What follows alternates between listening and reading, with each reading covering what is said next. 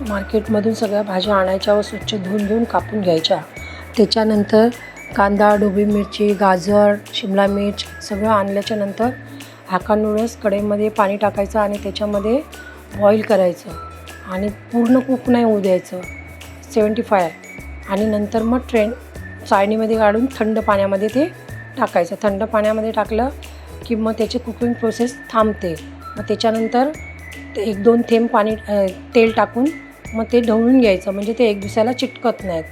आणि मग कढईमध्ये तेल टाकायचं आणि कढईमध्ये तेल टाकल्याच्या नंतर ते जरा गरम झालं की त्याच्यामध्ये कांदा टाकून भाजून घ्यायचा. थोडासा भाजून घेतल्याच्या नंतर मग ढोबळी मिरची टाकायची. ढोबळी मिरची टाकली का ते पण भाजून घ्यायचे. गाजर टाकायचा, गाजर भाजून घ्यायचा.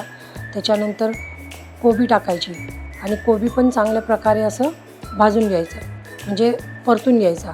आणि परतलं की मग शिमला मिरची टाकायची.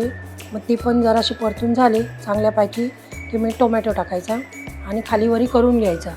आणि ते खालीवरी चांगलं करून झालं की थोडंसं कांद्याची पात टाकायची आणि कांद्याची पात पण ढवळून घ्यायची.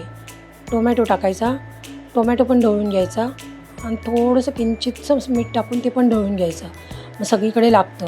मग त्याच्यानंतर चांगलं स्वते करून झालं की मग त्याच्यामध्ये सोया सॉस टाकायचा, लसूण पण टाकायचा, सोया सॉस टाकायचा आणि चायनीज चटणी टाकायची. त्याच्यानंतर चायनीज चटणी टाकून पण मग सगळं असं व्यवस्थितशीर ढवळून घ्यायचं. मग ते एकजीव होतं चायनीज चटणी टाकल्यावर. आणि पुन्हा मग 2 चमच्यानी चांगलं व्यवस्थितशीर ढवळून घ्यायचं. ढवळून घेतल्याच्यानंतर मग ते सगळं एकसारखं सगळ्याला लागतं. मग त्याच्यानंतर ते ढवळून झालं की मग नूडल्स टाकायचे त्याच्यामध्ये. नूडल्स टाकले की ते पण चांगले असे खालीवरी 2 चमच्यानी व्यवस्थितशीर ढवळून घ्यायचे, म्हणजे ते मसाला वगैरे सगळं एकजीव होतो आणि व्यवस्थितशीर ते लागतं आणि टेस्ट पण छान येते. आणि मग अशा प्रकारे ते तयार होतं. ते तयार झाल्यावर मग त्याचं आपण प्लेटमध्ये काढूया. हे तुम्हाला मी आता दाखवते. छान लागतं, तुम्ही बघा किती टेस्ट येते, बाहेरच्यासारखी टेस्ट येते.